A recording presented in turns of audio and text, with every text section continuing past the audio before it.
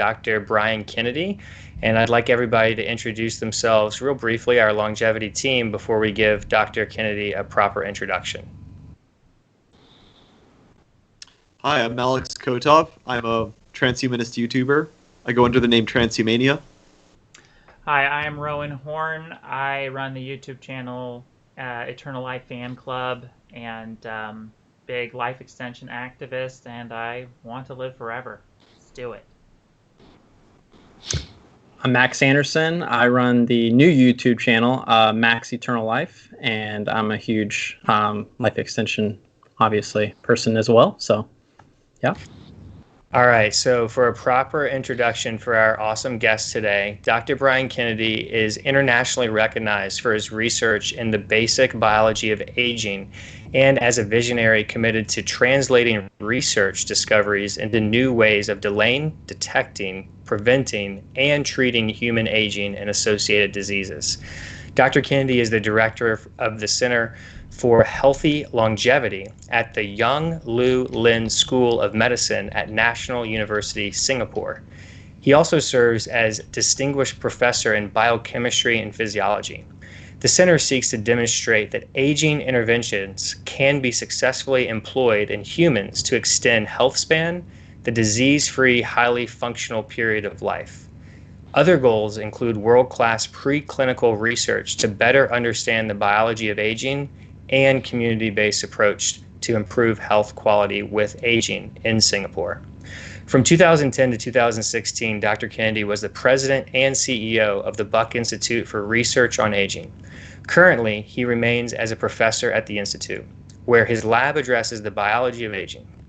Dr. Kennedy has adjunct appointments at the Leonard Davis School of Gerontology at USC and the Department of Biochemistry at the University of Washington, where he was a faculty member from 2001 to 2010. In addition, Dr. Kennedy is also actively involved with a number of biotechnology companies, serving in consulting and board capacities. Finally, Dr. Kennedy serves as a co-editor-in-chief at Aging Cell. Dr. Kennedy has a track record of interaction in China, where he was a visiting professor at the Aging Research Institute of Guangdong Medical College from 2009 to 2014. Dr. Brian Kennedy, thank you so much for joining our longevity team for this live stream, where we're going to hopefully discuss a lot of interesting things about human aging. Thank you so much for being here. Oh, no, it's my pleasure to be here. Happy to have a conversation. Awesome. So I've talked quite a bit. I'd love for Alex, Rowan, or Max to start it off with the questions. I'll start off with a question a little bit about your personal life. So I was watching one of your TED Talks, and you mentioned a huge thing in your life, like this accident that happened to you. And it was like such a bad accident. I was wondering if that kind of caused you to like think about life and death, because I've noticed a pattern in the life extension community where a lot of people, I think almost an inordinate amount of people, have this experience where they come really close to death, and then they all start thinking about life and death and these big existential things. And I was wondering if it kind of, what was your reaction to that? Did you start to think about death more? Did you start thinking about like, I want to not die and I want to cure aging? Like, what was the thought process from that? Yeah, I think that for me it was anytime you go through an experience like that, it's sort of a life-changing experience. And for me, it was a bit liberating in some ways, because I kind of felt like if I can get through this, I can get through anything. I mean, I spent 6 months in a wheelchair recovering, and so I had plenty of time to think about what to do with my life. And it was right before I went to graduate school at MIT, so it was a pivotal time. It was also a challenging time. I had been married 3 weeks when I got in the accident, so I don't recommend that as a strategy to make your marriage easy, although we managed to get through it. I think that, I got through that experience, and I kind of felt like, well, I can do anything I want now. I'm just going to be fearless and take on the most interesting challenge I can find. So, and that's what led me to aging. It wasn't necessarily a desire to live forever after that. It was that I wanted to tackle some big new problem, and at the time we knew very little about the biology of aging. So it seemed like an exciting area of research to jump into as a PhD student.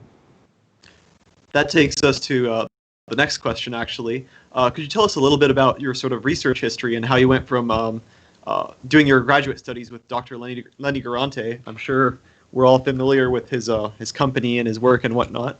And like sort of you worked with SIR2 there, the sirtuins, and sort of got to how did you sort of get to mTOR, which is a mechanistic target of rapamycin, and sort of like what led you to that field of research? Sure. And in fact, I didn't really say I was going to work on aging. What happened was that I wanted to stay working on yeast cells because I love doing molecular biology in yeast. The cells grow really quickly. You can do genetics. There are all kinds of tools available. You have to think up a new experiment almost every day because you can get results very quickly, and it's a great experience for a PhD student to learn how to do molecular biology. But at the same time, I'd done some research in yeast as an undergraduate, and so I wanted to do something crazy in yeast, not just a standard project. And there was another graduate student and I that decided we wanted to work together in Lenny's lab. His name was Nick Austriaco, and he went on to become a priest. Actually, he's a priest biologist at Providence College. You should talk to him sometime. It'd be an interesting experience.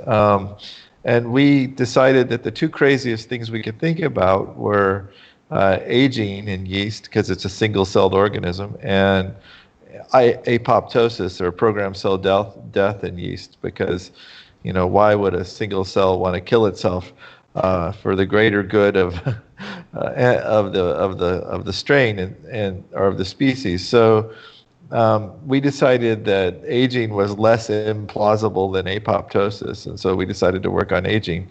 Actually, Nick has gone on to work on apoptosis in yeast, and so it turns out we probably would have had interesting findings no matter which of those two projects we chose. And I think Lenny was at a time where he wanted to venture out in a new direction as well. And so he let us take on this crazy project. I remember he said that if you don't make progress in a year, though, you're going to have to come back and work on the transcription project in my lab, which that was highly motivating to us, because we that project actually would turn out to be very successful for him too, but we wanted to do something different. And so the two of us just decided to embark on how to study aging in single cells. There was another professor, really only one lab that worked on this, Michael Jasvinsky at the time. And so, everything we did, we had to pretty much invent new protocols, come up with new ideas, design how to do the experiment. And so it was very educational for a PhD student. And we decided to try to find mutations in the yeast genome that made those cells live longer.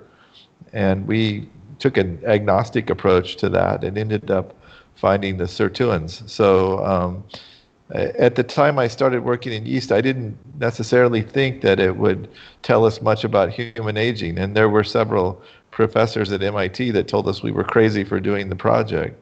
But I won't mention names. We came upon the sirtuins, and it turned out to be something that was conserved all the way up to humans. So I did a postdoc in tumor suppressors and cancer with Ed Harlow at MGH Cancer Center. But then when I got my position at University of Washington, I decided I wanted to get back into aging. So I had a project working on nuclear lamins and tumor suppression. It turns out those lamins are targets for mutations in progeria, so I guess I was working on aging then too and didn't realize it. But I also went back to yeast and started screening for more long-lived mutants, and then Matt Kaberlin and I were working together, and we stumbled upon the TOR pathway that way. So, the more we looked at TOR signaling, the more we were excited about this as a conserved regulator of aging, and that led me into doing a lot of mammalian studies on the TOR pathway more recently. So could you tell us more about the drug rapamycin and its for aging? Yeah, I think that this TOR pathway is really the gold standard for modulating aging right now. And rapamycin is probably the most robust drug to affect the aging process. It works in inhibiting TOR with rapamycin or doing it genetically extends lifespan in yeast, worms, flies, and mice. Those are the four main workhorse model organisms for aging research. There's suggestive evidence that it would be helpful in humans as well. And rapamycin is a drug that has been in many clinical trials, and so it does have toxicity issues, but we know how largely to get around that. So we're excited about trying to look at rapamycin or everolimus, a related drug, in human clinical studies in Singapore. I'm also involved with a company called Torcept, which is developing new derivatives of rapamycin to try to improve the efficacy of the drug and reduce the toxic side effects. So we think that there's an interesting path to go down there in terms of generating new drugs that may have even more profound effects on aging. So sirolimus and everolimus are immune suppressants, aren't they? Does this involve sort of like depressing those effects per se? So just to clarify, sirolimus and rapamycin are essentially the same thing. Same drug, yeah. And everolimus is a related drug. They can have immunosuppressive effects, but most of the studies looking at these drugs on their own, not in combination therapy with something like cyclosporin, which is strongly immunosuppressive. Most of the studies in healthier people on their own suggest that they're really immunomodulatory, and if anything, they might provide protection from viral infection. In fact, that's what led RestorBio to do studies on TOR inhibition and trying to improve the influenza vaccine response in the elderly. So it's a complicated question. I don't call them immunosuppressive. I mean, you can use them in ways that are immunosuppressive, but I think that the way we're looking at interventions would be to try to design drug treatments so that they actually boost aspects of the immune system. Awesome. Got a question. So, as we all know, aging and tackling aging is a pretty taboo topic. Not a lot of people are tackling it as they should. How important aging is, and how there's a lot of science involved with cancer. So many other diseases revolved around aging. What kind of kickback have you received from targeting aging as your approach, and how do you respond to that kickback? Well, I've been making this argument for like 15 years now. Matt Kamerlin and I have a slide that we use with aging in the middle, pointing to all these different chronic diseases. And we're sick of that slide. I think I must have given like 500 talks with that slide. And at the beginning, I think we just more or less got ignored, But more recently, I think there's been a lot of momentum behind the concept of targeting aging. So I find that in the last few years, I'm more preaching to the converted than I am running into a lot of conflict. You still have clinicians that haven't embraced the concept yet, but they're starting to pay attention too. Look, aging is the biggest medical challenge of this century.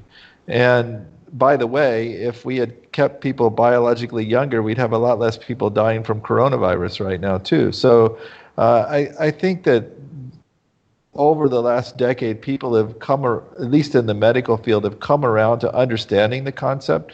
They're not all completely behind it yet, and you still run into people that will argue with you. But I think we're making progress. I think one of the big challenges, though, is the healthcare system. Healthcare is based on sick care. It's not based on healthcare. We don't do healthcare. We do sick care, particularly in the United States. And life expectancy is going up everywhere, but we're keeping you sick longer as well, and we're not keeping you healthy longer. So healthcare costs are going up, and everybody says, "Oh my gosh, the U.S. is spending 18% of their GDP on healthcare." But there's a reason for that. A lot of people make a lot of money off of the healthcare system. And so, trying to change that is very difficult. I once talked to the CEO of a hospital chain and was trying to get them to give money to the Buck Institute. And they listened to what we had to say, and at the end they said, "We never give you any money because if you're successful, you're going to cut our procedures by 60%.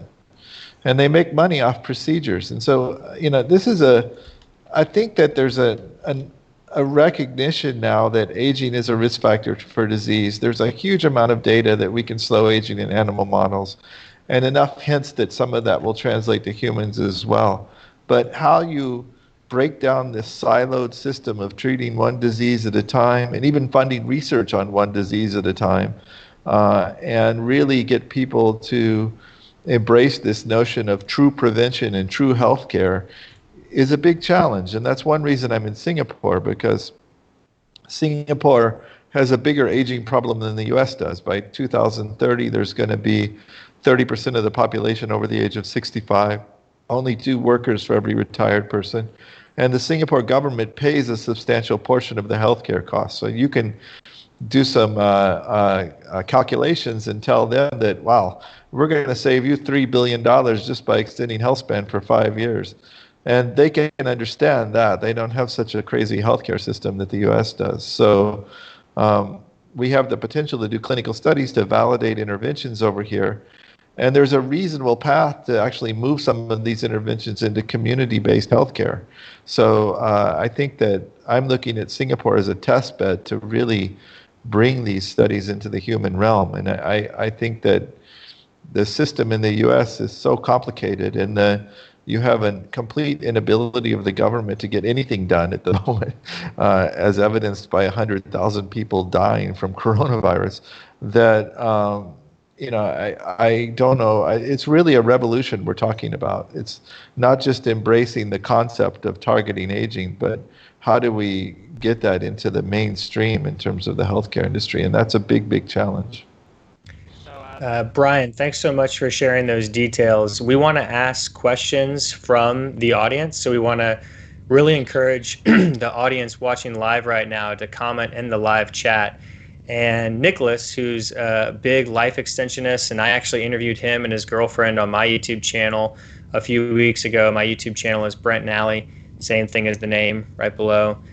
Nicholas asked about a half hour or an hour before we went live. He said, if a clinical trial with a considerable number of people shows a clear aging reversion, even a small one, the whole world could change. You are perhaps the better positioned person from the whole rejuvenation field regarding access to resources and a favorable regulatory environment to carry out these rejuvenation clinical trials. Thus, I would like to ask you, which clinical trials are you carrying out right now in Singapore? Are any of those trials about senolytics or other damage repair therapy? If it's not the case, do you plan to carry out a clinical trial with that approach?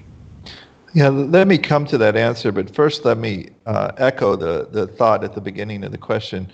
You know, as editor-in-chief of Aging Cell, I see a lot of papers that go through Aging Cell, and we published one about, I think it was in December last year, by Fahey et al., looking at they were 9 people that basically did 3 interventions and then measured the effect on the methylation clock at the end of a year's treatment, and they found a 2.5-year reversal of biologic age. Now, that is a pretty uncontrolled study. There was no control group. There were 9 people. It was largely self-administration. So we actually gave a lot of thought to whether we want to publish that paper or not, because it doesn't necessarily meet the clinical standards that you would see in a lot of academic journals. Nevertheless, I think that part of the reason that it was done was to stimulate conversation and interest around this approach. And we've had something like 85,000 viewings of that manuscript on our website since last December. That's like 10 times as many as any other paper. I mean, the general public doesn't go to Aging Cell that often to download papers. And it shows you how excited people are about this concept. So I think there's a lot of momentum behind doing interventions to slow aging. And I think that a lot of us would say that the act of new interventions has been a real major breakthrough in the aging over the last decade. But the other major breakthrough is these biomarkers. I don't think any of them are completely validated yet, but now there's a whole suite of biomarkers to measure biologic aging, and many of them look very promising. And those are going to be important tools as we try to determine whether interventions have an effect or not. I mean, when you think of how to do interventions in aging, there are kind of multiple strategies you could take. Private companies tend to try to develop compounds around aging, but then they try to treat disease because they need some sort of reimbursement strategy so that they can get investment from venture capitalists. And I think I understand why that approach is taken, but it's not really targeting aging directly.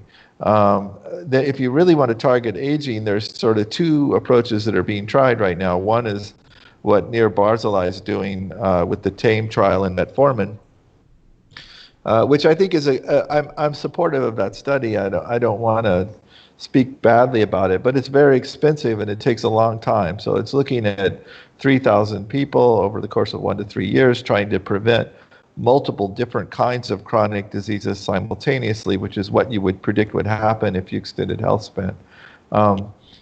I think that the challenge with this, though, is that we need to do this with 15 or 20 different kinds of interventions to see which ones work best in humans. Some people might like metformin, others might like rapamycin or other kinds of things. And we need some way of comparing them because I don't think anyone really knows which ones are going to work best in humans right now. Senolytics are obviously in that group as well.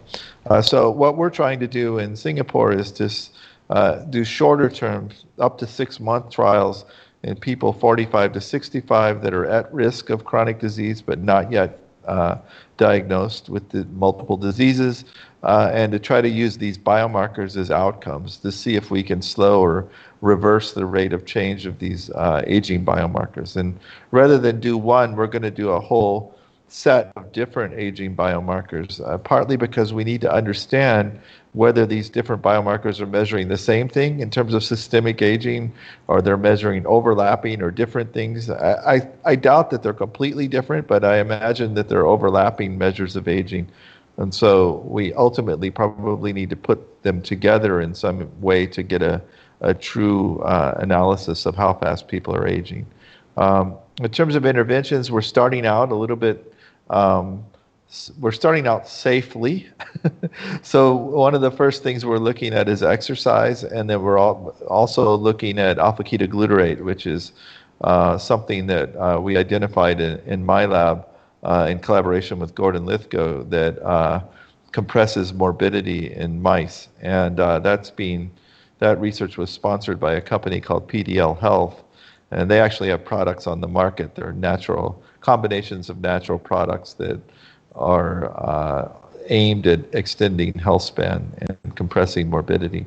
There's clinical studies going on with their products as well, but the human data is not back yet. But we're going to do something different. We're not taking their combinations of products. We want to just take AKG alone and see what the effects of it are on human biomarkers of aging. But that's just the first thing, and we have a list of interventions we'd like to test. AKG is extremely safe. It's been given to people up to 3 grams a day for 6 months with no toxicity. So as we start these studies in Singapore, we wanted to take a couple things that we had very high confidence there would be no adverse effects. As we move forward, though, we want to test rapalogs. We want to test senolytics. And other interventions that are being developed that may slow aging. And one of the reasons I've kept a foot in the academic sector is that I want to be agnostic in this approach. If you ask me, I have my favorites, and everybody else has their favorites too, and there's no consensus on that right now. But what I'd like to do is be able to test multiple different kinds of interventions and get the data on which ones have the biggest effect on these biomarkers.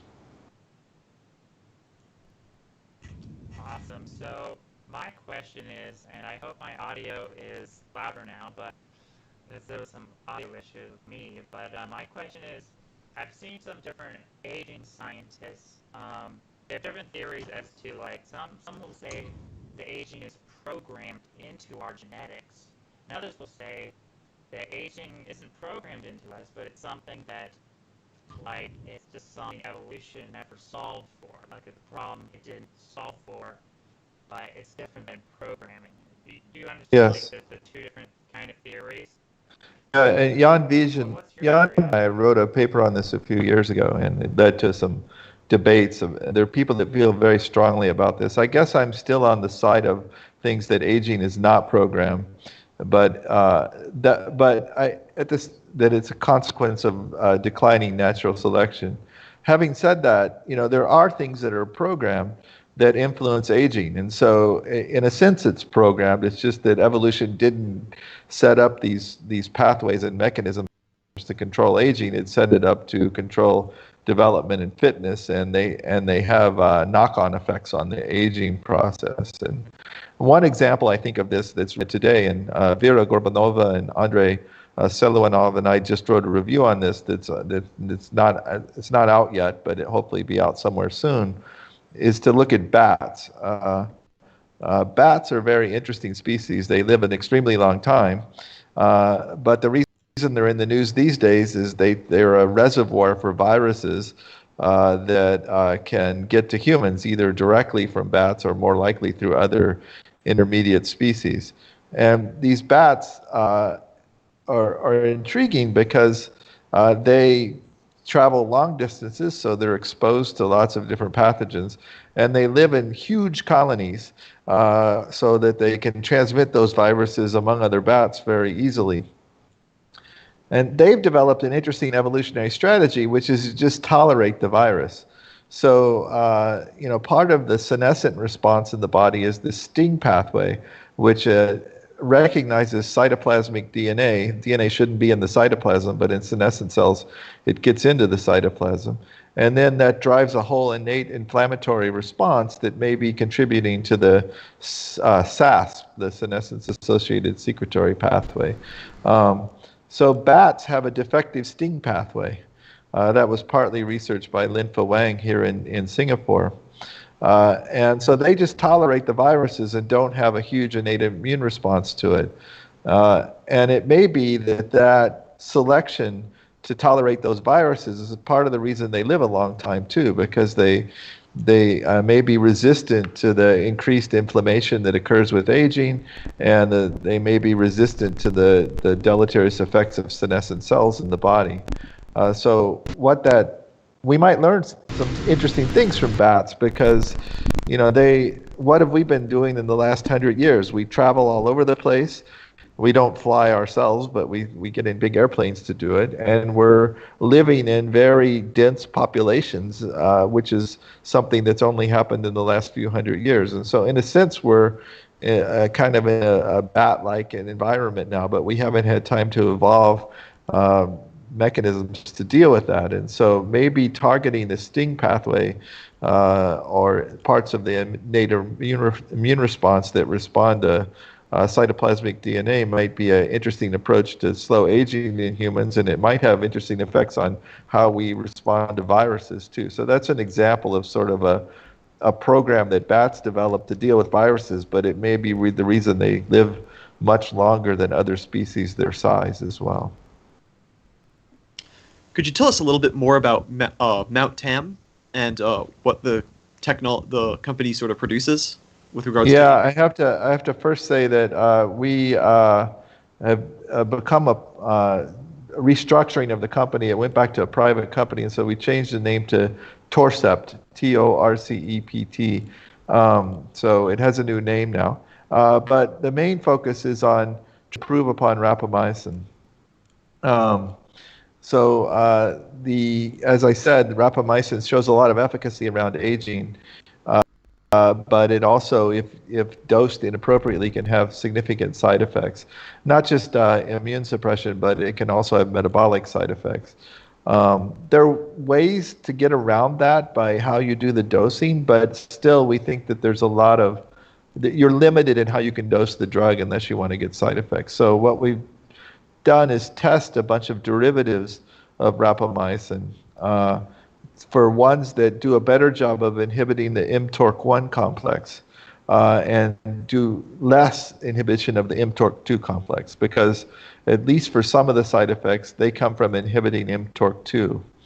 And so we found derivatives that do this now, and they show promise in autoimmune disease. They show promise in some neurodegenerative diseases. And of course, we think they're very interesting because they might slow aging. So what we're looking to do now is to really expand the research on these compounds, not just on the ones we already have, but to continue to develop a platform of new rapalogs that have intriguing properties that may be relevant for aging. I think the cancer field has tried to look for drugs that inhibit both mTORC1 and mTORC2, but it's not clear at all that you want to inhibit mTORC2 for aging, because if you're talking about a long-term administration of a drug, inhibiting mTORC2 has side effects.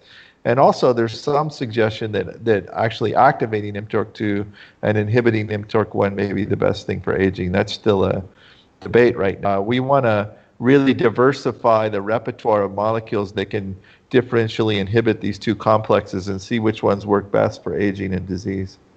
Would you say TAME 818 is involved with the mTOR2 inhibition? Yeah, so the compounds that we're interested in there have less mTORC2 inhibition and more mTORC1 inhibition. So there's a better ratio. But when you look at a large suite of these compounds, you can find all kinds of different ratios of inhibition. And so the idea is that some of them, some ratios might be good for one disease and other ratios might be good for other diseases. So I think there's an opportunity here to really diversify the approaches we're taking to try to treat disease and also to mitigate aging directly. Rapamycin and derivatives like everolimus have been in hundreds of clinical trials. They show potential value for all kinds of different disease indications, but so far a lot of those you've had to dose very high and you get some of the side effects that scare people doing clinical development. So if we can get those side effects down, then we can sort of tailor individual molecules towards specific diseases, and I think there's a lot of value there. Yeah, my question is, so as we know, building awareness is one of the most important things for conquering aging and funding and getting all these projects funded. What have you found to be some of the most powerful ways to build awareness and just kind of show the audience of how much awareness helps with building funding? Look at Parkinson's, right? Michael J. Fox with J. Fox Foundation, huge, big change. Magic Johnson with HIV. So if we can get enough awareness and we can get people, especially big name celebrities or people that have a lot of influence in this world to back aging, what is a good approach that you feel would make that happen? Yeah, I mean, I think that I'm not sure I have a overarching plan to this. I've just tried to be as supportive as I can be to try to get the word out. And I agree that the general public really doesn't get this concept yet. And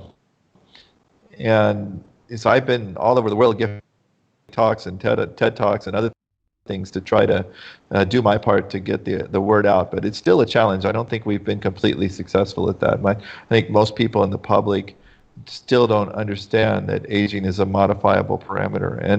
And also that, I think it's going to be easier to slow aging than it is to treat many of these diseases.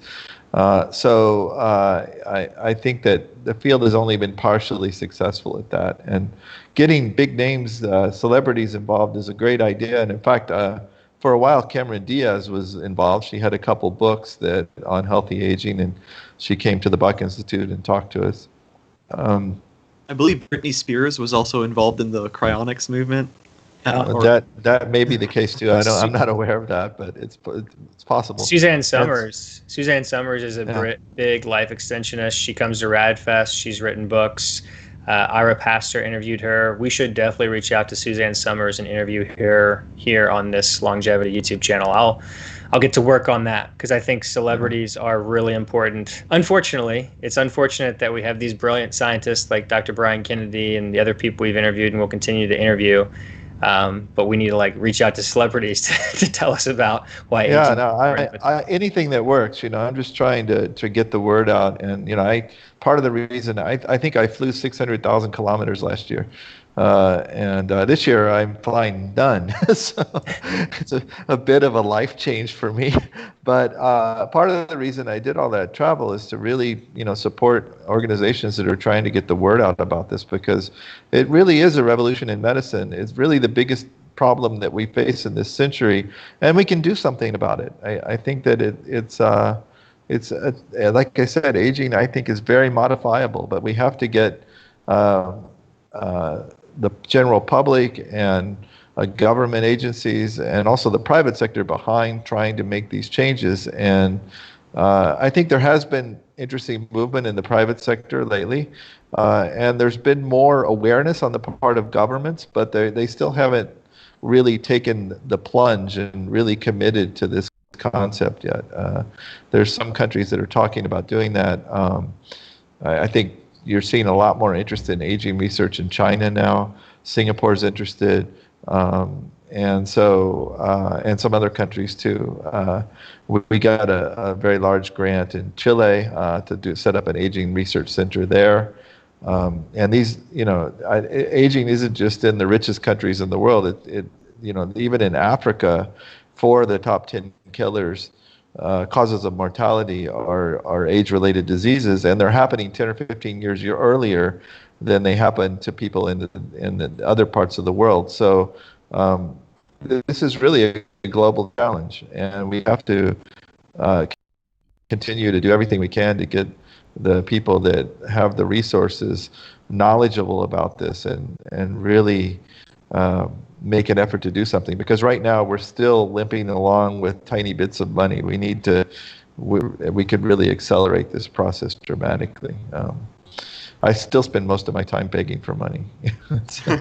Yeah, so that's kind of where we come in, Brian, because what we aspire to do is help get this message out to a mass audience, a larger audience. Obviously, we're really small right now. We're just getting started, but we really need the media to take over and get this message out. And since the mainstream media isn't doing that, then now we need new media, social media, YouTube, all these other forums to do that. So, just a quick plug for us. We are aspiring to get set up with StreamYard, which is a streaming service that will allow us to not only live stream on YouTube like this, but also live stream on Twitch and Mixer and DLive, and Instagram Live now has streaming, Facebook Live, even Twitter, because they acquired Periscope. All these social media platforms now. So we want to start interviewing people and getting their message out, because it's incredibly important. Brian, we are not going to get into details about this right now, but I've been working with Lifespan.io. I've interviewed Dr. Alex Zavaronkov and Dr. Aubrey de Grey on their YouTube channel, Leaf's YouTube channel, and plan to interview more people, hopefully after the Ending Age-Related Diseases conference that's now been moved online for August 20th and 21st that you are speaking at. I want people to go and get their tickets. There'll be a link in the description below. After that, I'll probably would like to interview you on Leaf's YouTube channel if you'd like to do that, so we can maybe do a follow-up interview about that. So I just think that it's really, really important to get this message out. The scientists are here, but they need money. They need way, way, way more money to do this. So the question isn't when will we solve aging or cure aging or fix the aging problem or whatever. The question is, what are you going to do to help make that happen sooner? And so that's what we're trying to do. We're trying to get more people involved and interested in this, and we really appreciate you being here, Brian. I have a really quick question from somebody here in the live stream. It's Scott V, and he said, anyone here know about mesenchymal or mesenchymal stem cells? Scott is a friend of mine. He's followed my stem cell journey. I had stem cells injected about 1.5 years ago in December 2018 in Mexico. It really helped me out. I strongly believe. I documented it, all the injections, and my follow-up on my YouTube channel. So with COVID-19, we've seen some pretty impressive results, in my opinion, from mesenchymal stem cells. What are your general thoughts on mesenchymal stem cells in general, fetal stem cells, embryonic pluripotent stem cells? What are your thoughts on this, Brian, as far as helping us slow, stop, and reverse human aging? Sure, let me come to that. But first I say that it may be that things like social media solve this problem. If you want to create a revolution, you don't go to the old guard to do it. And the media right now is so embedded in the current healthcare system that occasionally they do stories on aging. I've done stories for a lot of the major mainstream media, but they don't take up the cause and really try to change the world that way. So I think that social media has the potential to do that, and I hope you're completely successful in everything you're trying to do. Brian, real quick, I'm the quote guy. So Buckminster Fuller, or Bucky Fuller, was a famous like social engineer for many years. You might have heard of him, and he has a quote that says, "You never solve a problem by using the existing system. Instead, create a new system that makes the old system obsolete." And I feel like that's what social media is doing now, because we're now a little bit empowered, and we need to do a good job here, and we can become a little bit more empowered to help get your all's message out. So I apologize. I just thought that quote was pertinent, and please continue. No, I agree with that. I think stem cells are a really exciting area in terms of trying to mitigate aspects of aging. We've done studies on adult stem cells, tracheal stem cells, muscle stem cells. We're doing some stuff with stem cells in the brain now, so I think that a lot of my basic research is moving in that area. We're also working with a company called XCell that is developing cell therapy approaches using stem cells, and we're excited about that.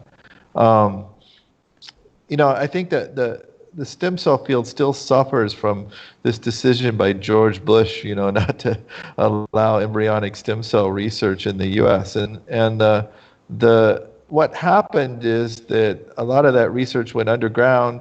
A lot of clinics got set up, where people can inject stem cells around the world.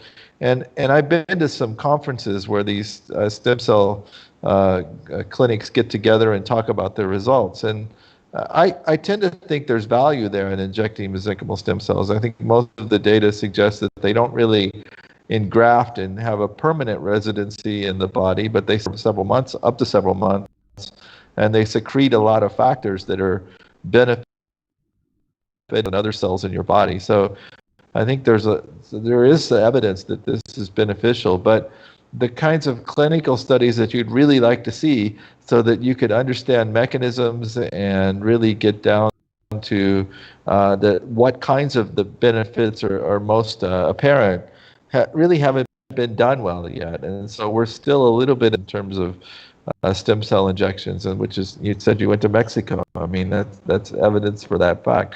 I'm not against that, by the way. I think that people that are informed should make their own choices about what they want to do. But I think that the field has been really slowed down because of the inability to work with ES cells. And now that we can cells and things are moving faster, but we'd be a lot further along if the U.S. were leading the way in those clinical studies, and they haven't been because of that delay. Coming back though, I think there's a lot of promise to stem cells, and both in terms of cell therapy, but transient secretion of factors that stimulate youthful phenotypes. So we're actively engaged in those kinds of studies. It's probably not the first thing we're going to do in the clinic, because again, we want to sort of go into the shallow end of the pool and then get into the deeper end of the pool as we do the intervention studies. But I think down the road, we're very interested. Biomarkers might be influenced by stem cell injections. Yeah, Brian. What are your thoughts on? Brian, you work with naked mole rats in your lab, and if you do, what's the most exciting thing that has come? What's the most exciting research that's come from naked mole rats? Because it hasn't been figured out why they live so much longer than other rodents. Has that even been figured out? Yeah, I don't work on them directly, but there's several suggestions as to why they live longer. And I think the most interesting work is, again, going from Vera Gorbanova's lab, and also Vadim Gladyshev has done some work on this.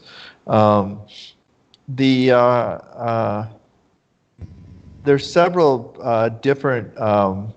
So let me go back a step. So comparative biology is always intriguing, right? You take long-lived species like bats or naked mole rats, and you try to understand why they're long-lived. I think the problem has been that it's difficult to do causal experiments. So in other words, you find some correlation, like this species has a higher level of superoxide dismutase, and so that must be why it lives longer. But that's just a correlation, and it's very hard to modify anything in a bat to make it live longer because it already lives 40 years.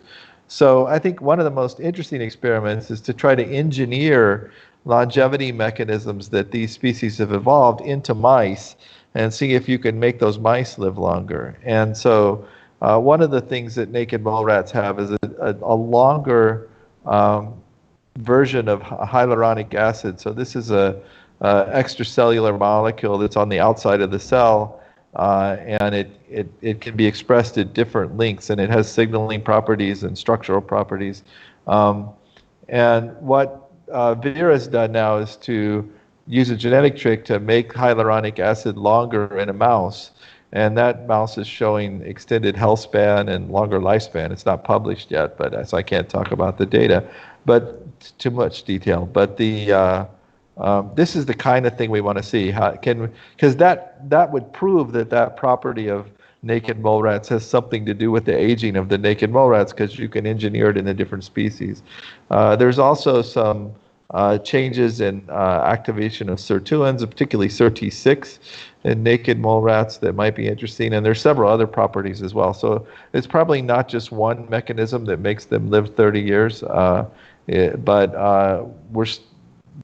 by we I mean the field, are starting to identify the pathways that are different in these naked mole rats and trying to engineer them in other species. And once you can do that in a mouse, then you have a target. So, and actually hyaluronic acid is something that you can go buy in the store.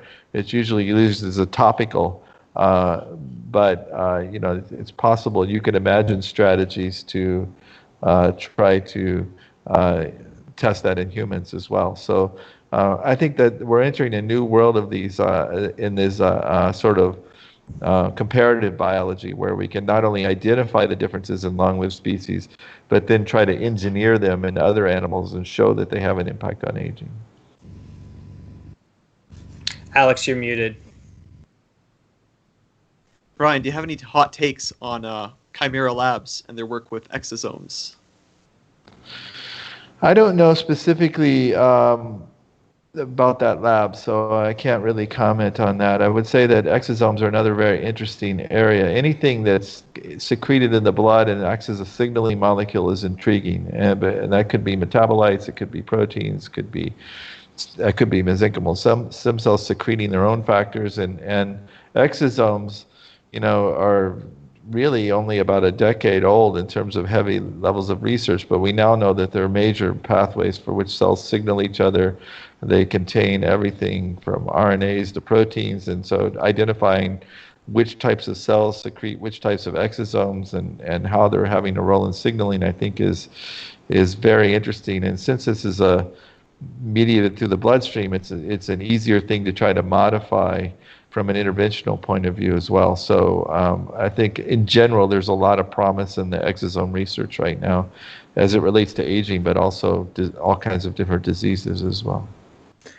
I can just talk about real quick on that one. I've interviewed the founder and CEO of Chimera Labs, Dr. Duncan Ross. I interviewed him at RadFest last year, and I've also interviewed Dr. Ed Park. He runs an anti-aging clinic down in Orange County, California, called Recharge Biomedical. He's a medical doctor and has a master's in public health, written a couple books that I have behind me. He's a friend now, and I've been following his blogs that he's been injecting a lot of his patients with Chimera Labs exosomes over the last 13 months. I remember when he first injected his 82-year-old mother last year in March 2019, and then he injected himself a couple months later. And just from the blogs, he'll take videos of some of these people for testimonials. He'll write up, he'll have them maybe record some phone audios following up and write about it. And it's pretty incredible, the results people are getting. It's beyond incredible. So I'd encourage people to maybe look into that. There's other exosomes companies as well too in America. Direct Biologics is one. People are using that for hair regrowth. And I follow a couple YouTube channels where the hair regrowth looks pretty incredible. And I am pretty bald. So follow me. If I might actually have Dr. Ed Parker, one of these clinics, inject me with exosomes, and we'll see if it can grow my hair back at all. So see, this is another example of a promising strategy to mitigate aspects of aging. But we need more resources, and we need controlled clinical studies to really evaluate the effects they're having and compare them to. And right now you see a lot of these kinds of things, and I think I'm not negative about what's being done. I think that as long as people are informed, they know what the potential benefits and the risks are, and they're acting in a way that working with professionals so that things are safe, then they should have the choice of doing whatever they want. But to get this in the mainstream, we need the resources to really test these things in a clinically recognized way and move forward. And that's still a big challenge right now. So it's I think that's exactly where the point is, that we now have all kinds of strategies to slow aging in humans, but we have to have a path to validate them and get them into widespread use in the population. And right now, that path doesn't really exist. So we have all kinds of companies trying different strategies, but no one knows which is the right one. And so we want to have some sort of controlled approach academically to compare different interventions to see which ones are. Well, we talked about how important the government is to back it and have this path, like you said. What are your thoughts on the right to try to potentially have that path forward towards allowing some of these, programs to go through? I know we need to expand the right to try to allow, aging targeting problems, but if we can get the point across that aging is one of the key components of the particular illness that they're suffering from, we can expand on that right to try. So what are your thoughts on the right to try program, and how can we benefit from that in the world of aging and tackling aging? Yeah, it's a bigger hill to climb with aging, though, because you tend to see a lot more freedom given to people that have diseases of which there's no treatment, or they're at the last stage of some form of cancer, and then you see sort of a loosening up of what can be tested on them clinically. Whereas with aging, you're talking about people that, at least in early stages, that are still pretty healthy. So it's a challenge to get that kind of concept forward for aging. However, like I said, I'm supportive of it. I think that again, we need to make sure people are informed, they're making decisions for the right reasons. There has to be some limit on what's safe and what's not safe. I think there's some strategies that people try that actually I think are a bit scary, but in general, I think that an informed public should be able to make their own choices about what they try and don't try within reason.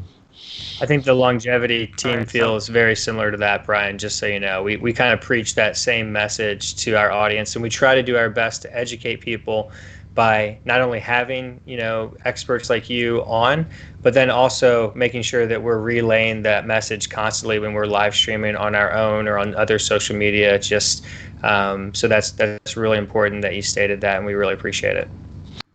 Well, I was reading a book that kind of awakened me a little bit by Michael Pollan on psychedelics, and I'm not here to advocate. I'm hopefully going to interview Dr. Rick Strassman. He wrote the book on DMT, the spirit molecule, the most potent psychedelic on the planet. It's fascinating stuff, and I know the book you're talking about. Yeah, please continue. Yeah, Brian, you're among friends here. We all are very much pro psychedelics, but please continue. Well, I'm not. I don't know if they have any impact on aging. That wasn't my point. But my point was that this book talks about the history of psychedelics, and in the 50s and 60s there was a lot of research that showed promise for behavioral issues, anxiety, addiction, depression, and then when the counterculture craze sort of took over LSD, the older generation got scared and made it illegal, and they also killed the research that was going on. More recently, in the last 15 years or so, that research has started to pick back up. And the book makes the point that, the mainstream, psychology people have sort of started to embrace it. But what they tell people is that only try to do this on sick people. Don't ever think about the betterment of well people. And that just seems so backwards. And it's the same problem with aging. It's like we should be working with people throughout the life course to help them have better, functional, happier lives, not wait till they get sick. And if psychedelics help people sort of reimagine their life and prioritize what's important to them, then that's great. That helps them have more contented, happier lives. And if targeting aging, it's not just going to prevent disease now. A lot of these interventions actually help you now.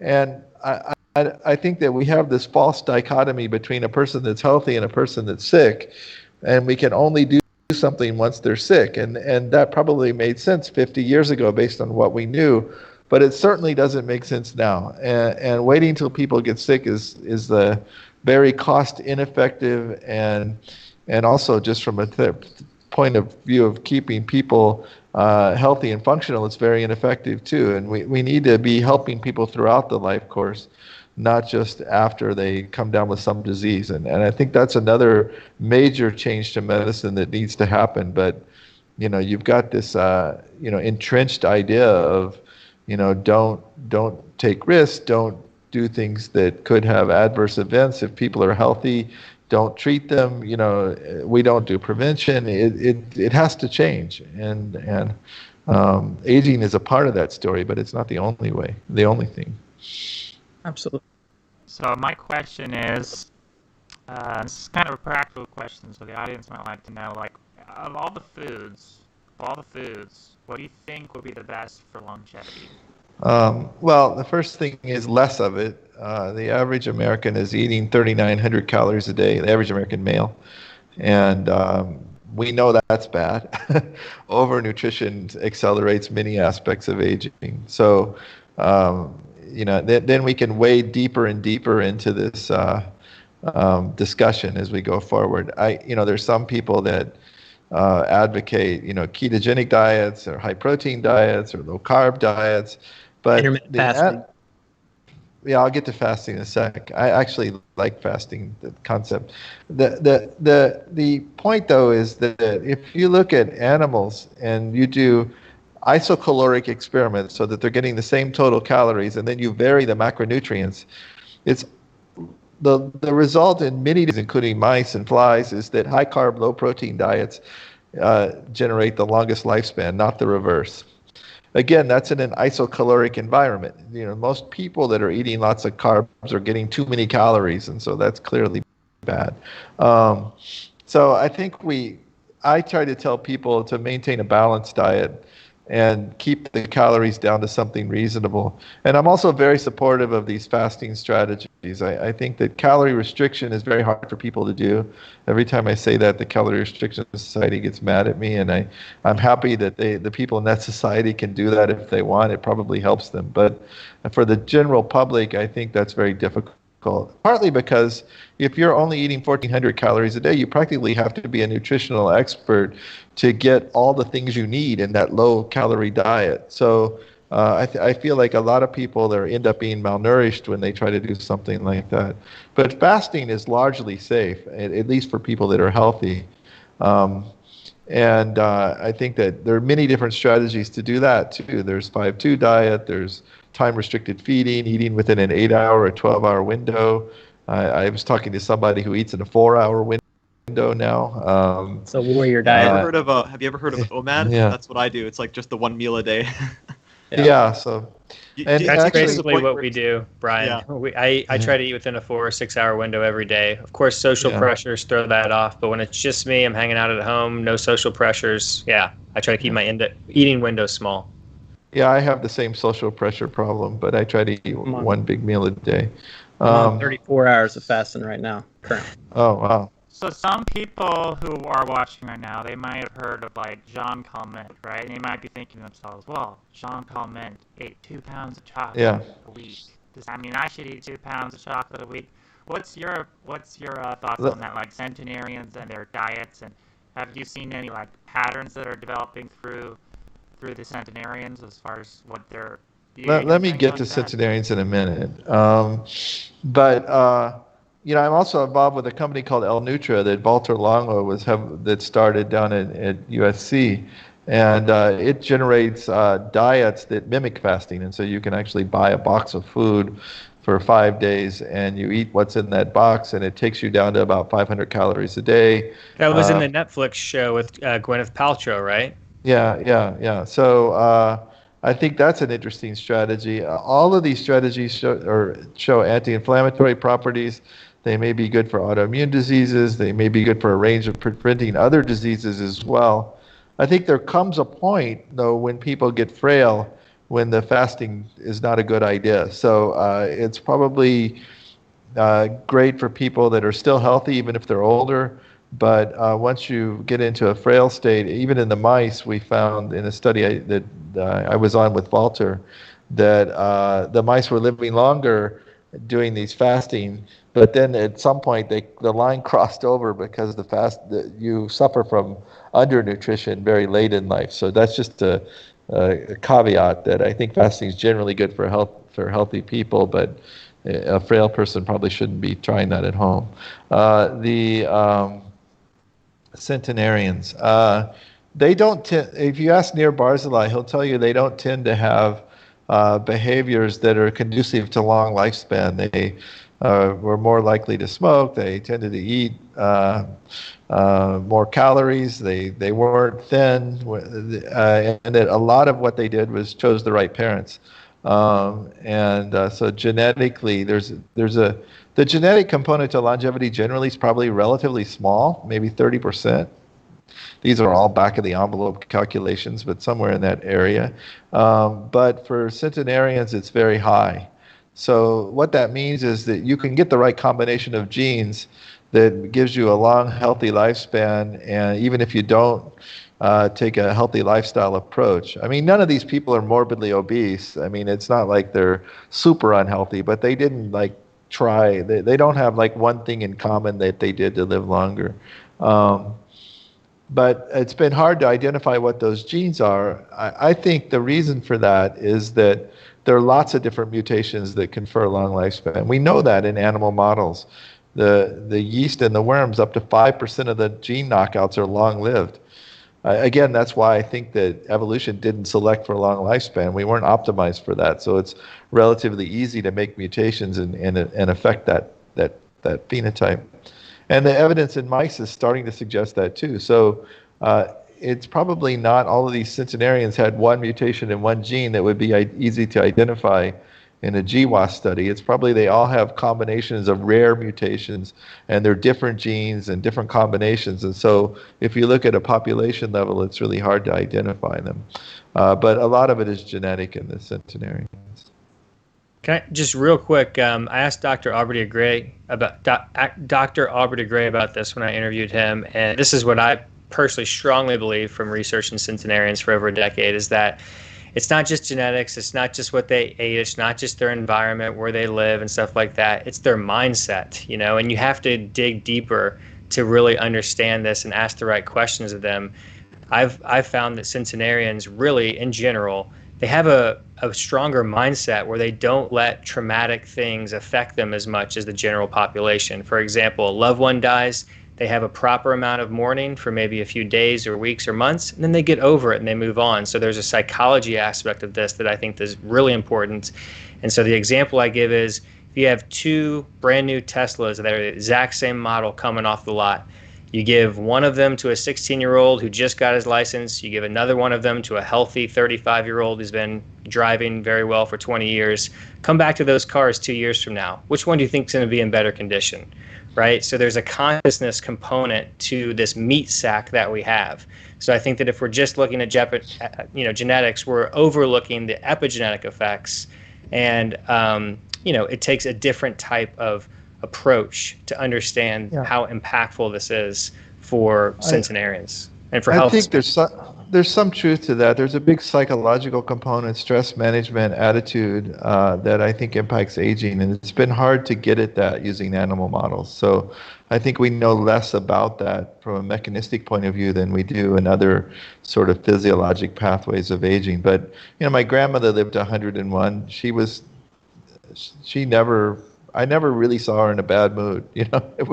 She just tolerated stress. Yeah. And of course, my other grandmother lived to 99, and she was like stubborn and grumpy the whole time. So I don't know. Well, maybe she was that stubborn, grumpy, where she was like, nobody can mess with me. Like, I'm going to do my own thing. You know what I mean? It's kind of that same kind of mindset, but just in a different way.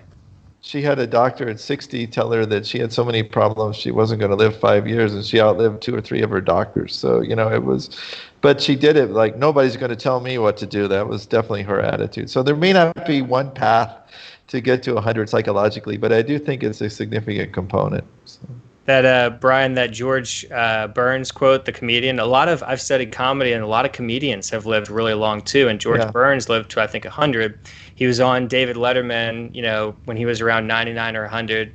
He was smoking a cigar because you could do that back then, and he was hanging out with the girls. So David Letterman said, "George, you're smoking cigars, you're drinking whiskey here in the backstage, you're hanging out with all the girls, flirting with them. What does your doctor think about this?" And George Burns puffed his cigar and said, "My doctor's dead."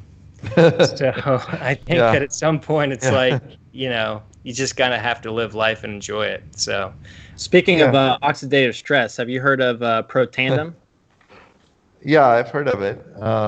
I've seen some papers on it. I haven't followed what's happening most recently. I think there was definitely some interesting data that came out in some of the papers. So I think it's another intervention that's intriguing. And we haven't really considered trying that one yet, but one of the things we're trying, I believe that's a combination of different things, right? It turns on your own enzymes in your body, and they claim it kills 1 million free radicals every second per second throughout the day.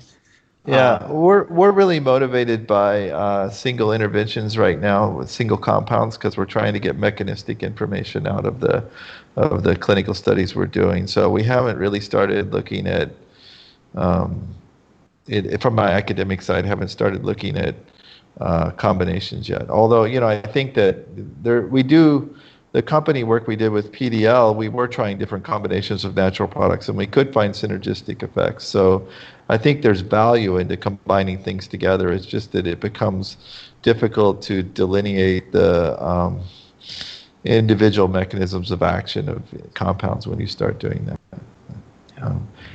One more quick audience question. This is also from Scott V. He wants to know your opinion on NAD plus boosters like NMM.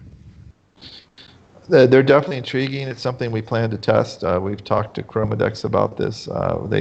They're more focused on nicotinamide or riboside, and I think that I've talked to a lot of people. We've done a little bit of work ourselves in animal models with these NAD precursors. It's not clear to me yet which of the two, NR or NMN, are better. I think you have advocates for both, and there are different strengths and weaknesses. We found that NR actually extends the survival of progeria mice, so there may be some connection to effects on progeria and elevating NAD levels, which could have bearing on aging. And we're starting to do more widespread studies with both NR and on aging to try to understand what's going on. So I think it's another interesting supplement, and we're pretty positive about at least 15 aspects of health span. I think the data on lifespan is not that strong yet, but the health span data is fairly good. It's I'm really excited to get into this supplement and natural product space because I think that the traditional response among aging researchers has been, there's no science. They sell all this stuff in the GNC store. Half of the bottles don't even have what they say is in it. That's the attitude. I've never done studies to test that. And why should we pay attention to things that are not scientific? But I think that's wrong. I mean, there's a much clearer path to get natural products to the market than drugs right now for aging. And I think these molecules are going to have beneficial effects. Even on, fisetin and senolytics, properties of fisetin, quercetin, a lot of Eat them your are intriguing. strawberries. Yeah, a lot of them are intriguing. And so what we've tried to do now is to go back and try to do the real science. And so we'll be testing some of these molecules in our human clinical studies too, because I think that they may not be the things that have the biggest effects in the long term. I mean, if you're interested in immortality, you may not be able to get there with these kinds of molecules, but right now I'm more focused on having measurable positive effects on parameters of aging, even if they're modest effects, because I think that's a great way to get everybody interested in putting the resources into more futuristic ideas. And who knows where we'll be in 30 years. I just don't want to be where we are now. And to me, making modest progress is a good step in that path. I ate my strawberries today. But anyways, I wanted to ask you, if we do cure aging and you're living indefinitely, there's no, you could just live, I guess, forever. What are you most excited to see in the future? What is it? Is there any technologies or any kind of thing you want to see in the future that you're just like, oh man, if I could just live to see that? Is there anything? I haven't been asked that question. I did a debate, Oxford-style debate about 3 or 4 years ago that was sponsored by this nonprofit called Intelligence Squared. They sponsor these debates on different issues, and they're online. I think it's still there. So Aubrey de Grey and I were on one side, and they had a philosopher and an ethicist on the other side. And I apologize, I can't remember their names. And the question was, should we live longer? Or do we live long enough? Something like that. Aubrey and I were obviously on the side of we should live longer. The philosopher and the ethicist were asked to take the other side. I'm not even sure they really believe that we shouldn't live longer, but for the sake of debate, they at least took that up. That's Aubrey's a great person in a debate like that because one of the people raised the point that you're going to outlive your life course if we live longer. You have one education, one job, one wife, and Aubrey's like, speak for yourself. But the point was that he felt that everybody's just going to get bored if we live forever. And my response to that was, well, if I have to suffer from cancer in my 70s or Alzheimer's in my 90s or boredom at 120, I know which one to go for. But I think that it's really hard to answer those questions because society is changing so rapidly that this is not going to happen in a vacuum. It's not like suddenly we're going to live forever in the environment we're in right now. We're going to be in a very different environment in the future. And so hopefully that'll be a really stimulating environment that opens up lots of different opportunities to us. We'll find plenty of things to do. I'm confident that can happen. I want to also say that now that I've been almost stuck in my apartment for 2.5 months, that this idea of living virtually, I don't think we're ready for it yet. I definitely need some human interaction. Skype's the closest thing we have in video conferencing to getting there when it's not in person. Our team's been Skyping and video conferencing a lot.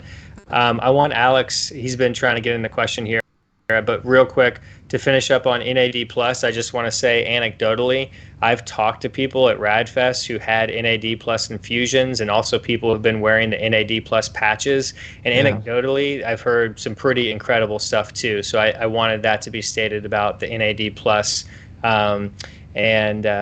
So look into that as well. Do you have any I think a lot of these things are going to have benefits. You hear it about NAD+ or NAD precursors. You hear it.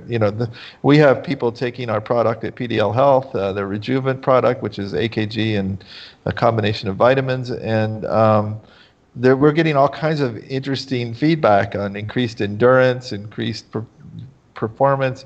And we just need the resources to demonstrate these things clinically, because I think that once people understand that there are things they can do that will help them now, not just 20 years from now, you'll see a lot more adoption of this. And so I'm very positive about these interventions. I think we'll get surprises.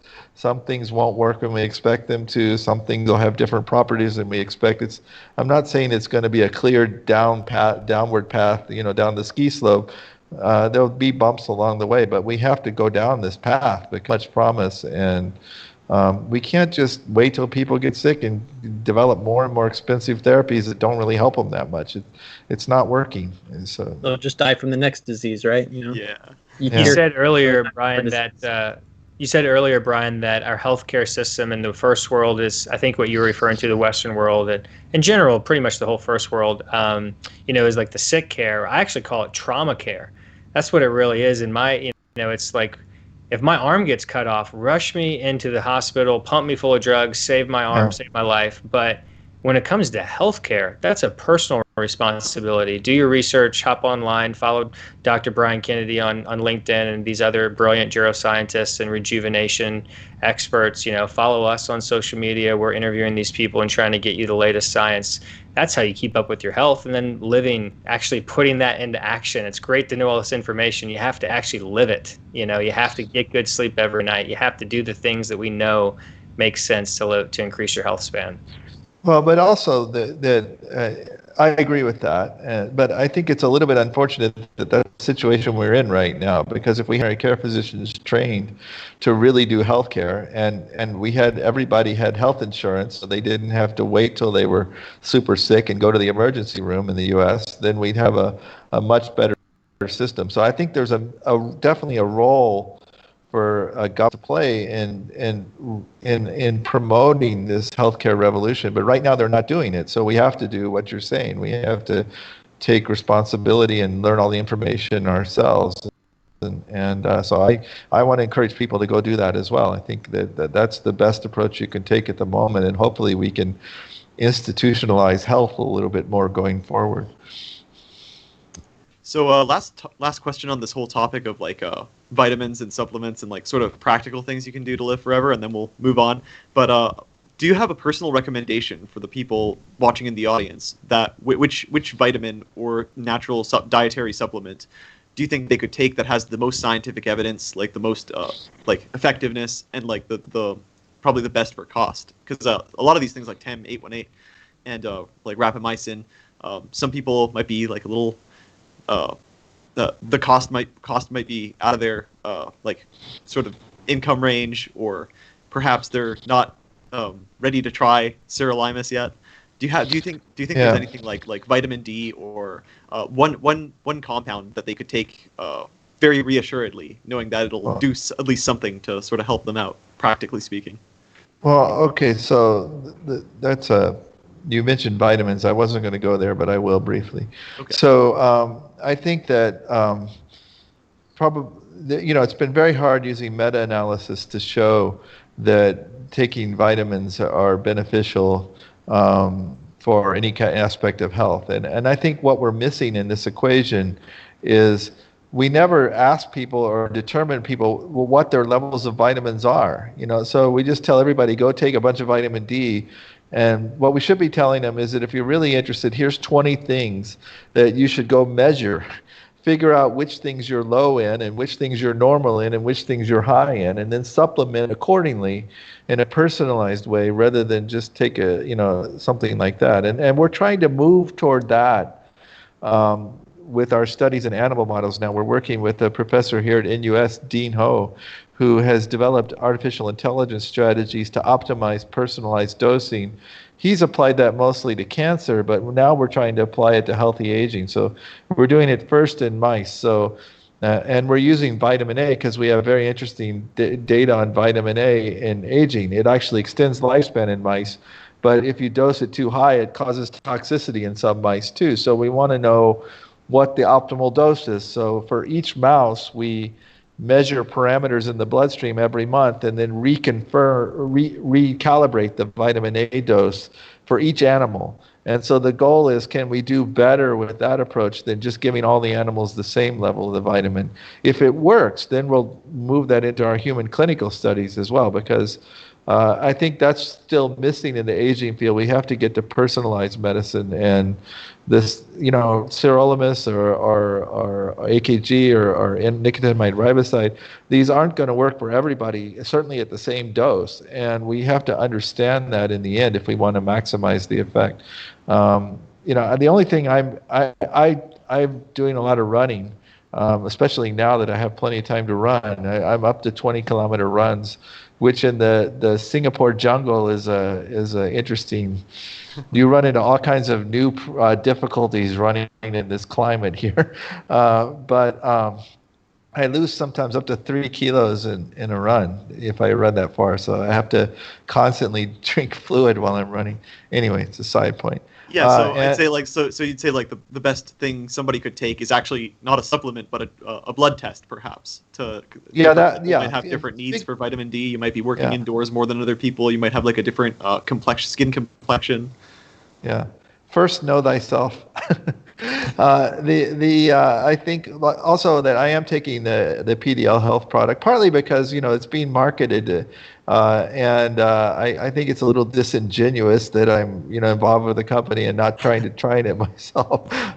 And I have noticed parameters like my exercise has gotten easier, but it's N equals 1. I don't want to make claims based on that. Sure. That's why we're doing the clinical studies, and so I am taking that.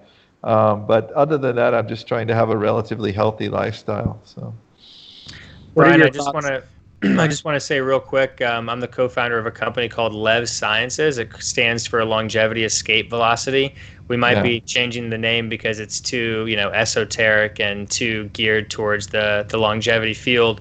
But what we're trying to do, one aspect of it is we're trying to use personalized medicine, which we've talked about here just on this live stream, and get as many measurements of people as we can for all these biomarkers, the Steve Horvath clock, DNA methylation, there's over 400 biomarkers now. As you stated earlier, they're not very accurate yet, and we need more testing, but we need to actually be doing these in people and then having them take whatever life extension treatments they're taking, also input their lifestyle.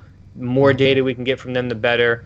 We can get their full genome if possible, and then see what they should be doing. So this is an aspect of what we're trying to do at our company. We know it's an incredibly arduous task, so we're willing to partner with anybody and everybody. I've interviewed Ben Gortzel about this. We've had discussions with him.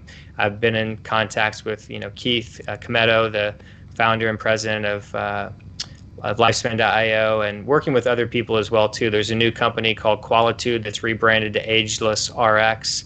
So we're all trying to work together to build this, and we'd love to work with you and your university in any capacity to help support you guys and build this. We don't just want to live stream and be media. We really want to help in this community build these technologies, these services that people need. Yeah, no, I'm happy to help any way I can. I mean, and I think there's a lot of room for personalized medicine.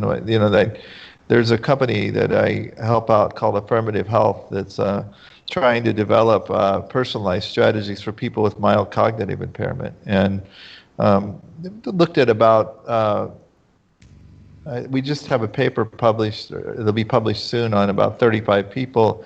And it measures all these different risk factors for Alzheimer's disease in each individual and comes up with a personalized set of interventions to recommend that each person should do. They're different from one person to the next. And we think we're having beneficial effects even in people that are already in a state of cognitive impairment by taking this personalized approach. It's lifestyle, it's supplements, there's no new drugs, and occasionally people come in and the blood markers identify some new disease and we recommend the doctor deal with that. But the method we're taking is no new drugs, just things that can be over the counter, and I think it's beneficial. So if we can get people to participate either for aging or even for early cognitive impairment for these kinds of measurements and intervention, report what they're doing, I think there's a lot of value to the information that's already in the community. I got a question. What are your thoughts on cryonics? Like AFFIRMATIVE and Cryonics Institute. I I try to be open-minded to all of these futuristic approaches. I'm still skeptical about cryonics. I just think there's a lot of challenges there in terms of successfully getting through that process. But I'm not an expert, and I don't keep up with the latest findings either. So I think the fair thing to say is that I'll try to keep an open mind toward technologies like that. But right now, I'm not convinced. So, if someone offered you free cryonics, would you do it? I don't know. I think, my view on this would be that if you want to have any chance of success, you have to do it before you're dead. And I'm not sure I'm willing to do that. Yeah, So I definitely don't off yourself unless you're at the very end and you got no other options. That'd be my 2 cents. But maybe I would do that. The premise of Alcor is basically if all else, so what are options for the severe elderly or terminally ill, right? So the Alcor has that solution where hey, cryonics is like the worst case scenario. Do you have another alternative for Alcor for those particular population of people that are terminally ill or severely old? No, look, I'm futuristic strategies, and I like these. I don't have a problem with these kinds of things. I think that, I'm kind of at the other end of the spectrum. We're trying to validate interventions that have some effect on aging. But I think we need people that are thinking more futuristic as well. And maybe the biggest effects come from that kind of thinking. There's all kinds of different thought processes there, like uploading your brain. And, I'm not an expert on these things, but I'm glad some people are giving thought to it because somewhere down the road they may prove very beneficial, and maybe we won't need rapamycin anymore. That's fine with me. So. I have an alternative to cryonics. It's called Don't Die. That's the I like that alternative. Hey, Brian, we have a third question from Scott V on the live stream. He's asking you generally, about David Sinclair's information theory of aging. Can you comment on that? His information. I'm not sure I know exactly what that. I think he's talking about the DNA damage theory, or perhaps the free radical theory. Oh, that there's epigenetic changes that are encoded in the way DNA is packed. That. I think that I think one of the big questions that's come from Horvath's work even is that if you can measure the rate of biologic aging by looking at genome-wide methylation patterns, does that mean that these methylation patterns are having a driving effect on aging? And are they just a biomarker, or are they actually somewhat causal in the process? And I think that question is not fully answered yet. But David's work and our work would even suggest that modifying the epigenetics is maybe a major strategy to slow aging interventions. And even if you look at alpha-ketoglutarate, it's a substrate for the enzymes that do demethylation. So one of the things we may be doing by adding AKG is affecting these methylation patterns. And so that also raises the question of whether the Horvath clock is somehow better than other clocks that have been developed, like microbiome, or whether even facial pattern recognition that we're working with. And I think those are all unanswered questions right now, but I think there's increasing evidence that epigenetic modifiers are going to have big effects on aging. We published several of those in yeast with Shelley Berger and other people. So I think that it's certainly a promising area of research, and some of David's recent papers look very exciting in that area. So. Brian, you mentioned earlier that you like to run a lot, and I'm friends with Dr. Bill Andrews. I have his books right there, right below the picture of my wife and my son, and interviewed him a few times. We'll get him on here on this longevity channel soon. He's a big proponent in telomeres, and I've studied telomeres quite a bit over the years, and telomerase, and I've interviewed Dr. Michael Fossel, I've interviewed Liz Parrish. I'm a big proponent of, if people want to try something, medical freedom, as we talked about, medical rights. So I want people to try the telomerase gene therapy if they want to do it through either Telecyte, when that becomes legal, through Michael Fossil's company with FDA approval in the U.S., or whether they have to go offshore with Labella Gene Therapeutics, which is Bill Andrews' company, or if they want to try it with BioViva's partnership with IHS, Integrated Health Solutions. So what are your general thoughts on telomeres and telomerase enzyme, lengthening telomeres? Is this good? Is this bad? Is it unclear? What are your general thoughts on this? I look at telomere shortening as one of the pathways that modulates aging. I don't think it's the be-all and end-all, but I think that measuring telomeres, if it's done right, can give you some evidence of biologic aging, and it probably needs to be combined with some of these other biomarkers. It's not as easy to measure telomere length as you'd like it to be, because it may be the shortest telomeres in the cell that are the ones that are causing the damage, not the average telomere length. And that's a little bit harder to measure. I know Jerry Shea's worked on that for a long time. On that note, Brian, I had my telomeres measured by Life Length in Madrid, Spain. I had my telomeres measured there in 2013. I was 28. Is like Maria Blasco involved with that? That's Maria Blasco's company. They do measure the shortest telomeres. They show me, I have them out there. And, it showed a biological age of 21 when I was 28 at the time. But the key is what you just said there, just to give more detail for the audience. They were measuring my white blood cells, right? I mean, that's really not that important. We need all the cells in my body measured to get a real good representation, because I could have really healthy telomere lengths in my white blood cells, but I was drinking a lot back then, not a lot, but I basically drink almost none now, alcohol. So my, kidney stems, cells could have shorter telomeres because they were exhausted at the time. And so we really need, you got about 40 trillion cells in your body, and they all age a little differently. And so we really need a good, but it's incredibly difficult to get these technologies built out and paid for. They're incredibly expensive. So this is kind of the arduous task that we have, right? Yeah, you're probably biologically older now that you don't drink alcohol. But Well, I didn't say I don't drink. I don't drink as much. Yesterday was my wife's birthday, and we sipped on some champagne, and we actually enjoyed a little. Yesterday, actually, for lunch, I took her out to eat, which was really weird with everybody wearing masks. I hadn't been out to a restaurant in a couple months, I think, and we had a nice little sangria, white peach sangria. It was very refreshing. Sounds good. Yeah. Watch the calories. I think there's the most interesting work in the mice are where increasing telomerase extends lifespan. I think that's intriguing. I think there's still concerns about whether there's going to be tumorigenic effects of some of these things, and we don't know. I mean, really in humans, but there's suggestions, at least in the animal models, that you can do these in a way that may affect aging and not increase risk of tumors.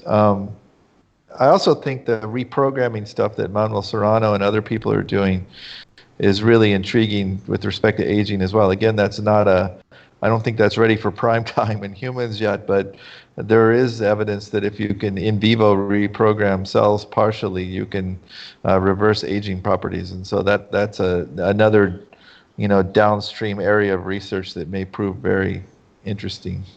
CRISPR is definitely promising. Yeah. So Brian, we're going to let you go soon because we value your time. I was just going to ask, does anyone have any final thoughts before we end the stream? I think we should kind of end with, big ideas, from Brian, big takeaway message. First of all, Rowan, if we could scroll across his LinkedIn profile, it's just Brian Kennedy, Brian Kennedy, right? Follow him on LinkedIn. Support Brian and other, aging researchers.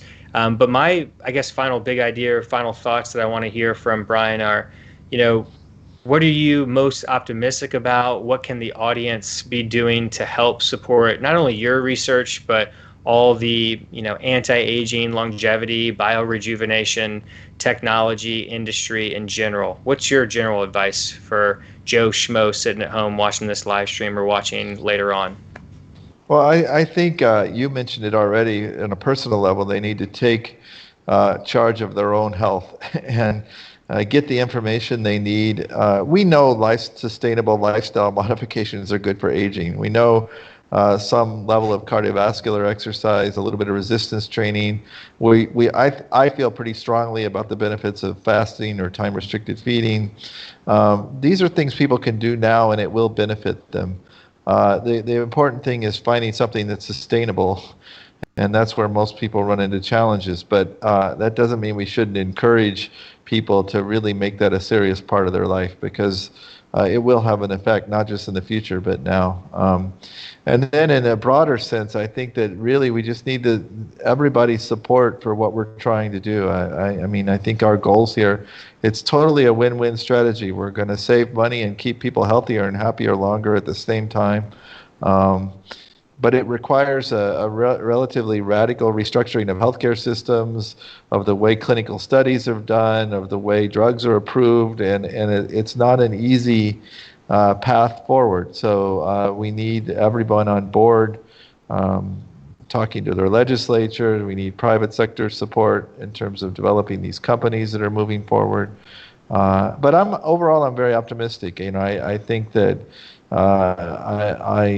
that one slide I've been using for 15 years, I'm sick of that slide, but I do feel like we've made a lot of progress in getting people interested in aging, and hopefully we'll hit some sort of activation barrier, and once we get beyond it, things will really take off. And I think one thing for that is more of these studies that validate that we can change the rate of aging using biomarkers with interventions. I think that as more and more of those things come out, people will really, that will grasp people's attention, and once people realize that this is available to them, they should demand it. I think they will. So. Well said. And my final thoughts, I'll just give my thoughts right now, just in case it ends really abruptly and I don't get a chance later. I'm also really skeptical of cryonics, just like you, Brian, and I am even more skeptical of mind uploading and a lot of the other types of, those are like some of the things talked about in the transhumanist community. I'm so skeptical that I think 100% of our success to live longer relies on curing aging. So I guess those are my final thoughts, is like, we can't be too confident that these other very, very, very hypothetical things can succeed, such as cryonics or mind uploading. So we have to, like, let's cure aging. Everything is falling on us to do it. We have to cure aging. End of story. Yeah, those are the same with my final thoughts. Curing aging is the most important thing. I always give this example to my friends. As we talked about, people die of cancer, people die of Parkinson's, Alzheimer's, all these things that aging can eliminate. Essentially, is what we've linked aging with.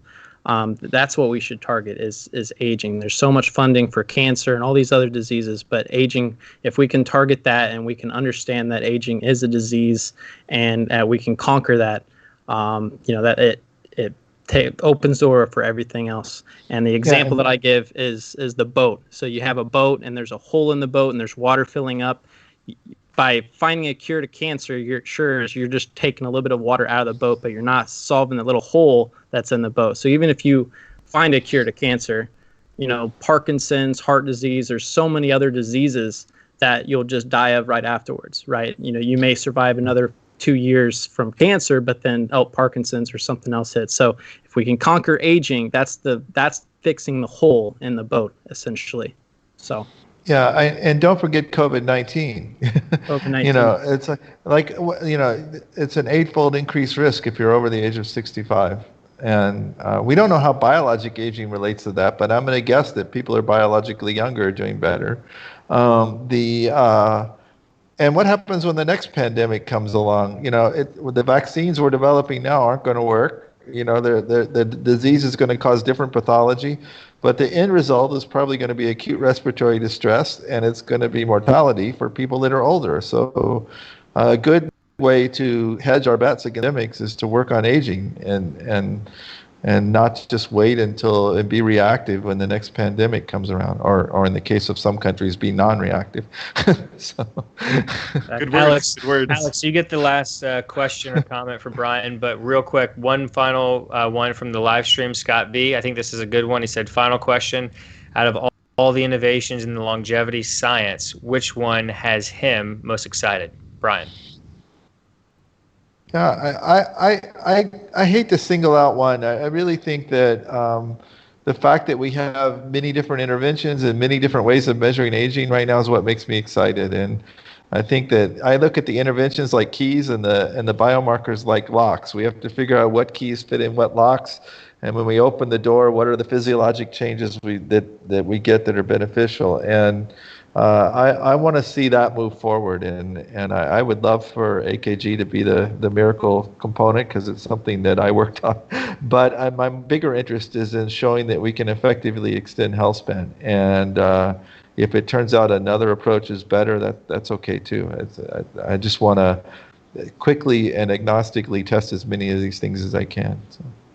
I know that Scott's a big proponent of mesenchymal stem cells and exosomes. Yeah. I talk with him. He loves it. I think he was trying to see if you would say that, which I was pretty sure you wouldn't. But I'll just say give me 6 months. I'm working on MSCs, and maybe we'll get the best data in the world from them. So yeah, Scott's really excited about MSCs potentially getting approved by the FDA quickly now because of COVID-19 and how beneficial it's been. And I'm much more optimistic now than I was, 6 months ago. But I'll just say real quick, for me, if I was a billionaire, I mean, I'd probably be going down to Neil Reardon's Stem Cell Institute in Panama, and I'd probably be getting shot up, once a month. Heck, I might even live there with MSC. I don't think there's any downside to this stuff if they're doing it, properly and they're testing you and making sure you're healthy. I'd probably be getting Chimera Labs head every 2 weeks to grow my hair back. I mean, if money wasn't, this stuff is still very expensive. If money wasn't an issue, that's what I would personally be doing. I'm not giving this advice to other people, but there's my thoughts. That's how I feel about this stuff. I think it's very clearly shown that it's safe. The efficacy is good when done by reputable clinics in a controlled environment. There seems to be very little downside in my opinion, from my experience, and doing it myself as well. So. Absolutely. Alex? So just to wrap it all up, I think we've heard some very interesting insight from Brian about the incentive structures we have, how we need to reform our economic incentive structures, perhaps our institutions, how we even define a disease, how we define health, how we define health care. So many things need to be done, but also at the individual level. I guess it's like be the change you want to see in the world. There's a little bit of that vibe there going on too. Gandhi. Ladies and gentlemen, Brian Kennedy. Thanks a lot. This was a lot of fun, and I'm happy to do it in the future if you'd like as well. So. Well, yeah, we'd love to have you on as a regular. Maybe every few months you can update our audience with the research that you and your team are doing, and we really, really appreciate your time, and thank you so much. Thanks for coming on, Brian. Sounds good. My pleasure. Thank you, Brian. Very much, Brian, and it's great meeting you.